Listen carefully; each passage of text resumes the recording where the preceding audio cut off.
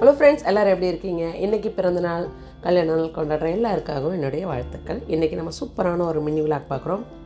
First birthday party தான்.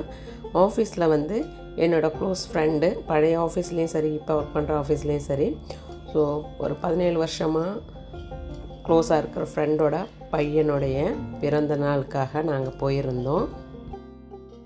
அப்புறம் என்னங்க, நம்ம என்ன போவோம் பார்ட்டினா ஃபோட்டோஷூட் தான். ஸோ நாங்கள் எல்லாமே செல்ஃபியாக அப்படியே வீடியோவும் எடுத்தாச்சு. ஸோ பர்த்டே பாய் நிற்கிறாரு அப்படியே அவங்க அப்பா கூட. சூப்பராக ஒரு செல்ஃபி வீடியோ எடுத்தாச்சு. ஸோ பர்த்டே பார்ட்டி ரொம்பவே சூப்பராக கிராண்டாக இருந்தது. டெக்கரேஷன் எப்படி இருந்ததுன்னு நீங்களே பார்த்துருப்பீங்க. பாருங்கள் எந்த அளவுக்கு சூப்பராக இருந்துச்சுன்னு. ரொம்ப அழகாக சூப்பராக கஸ்டமைஸ் பண்ணியிருந்தாங்க.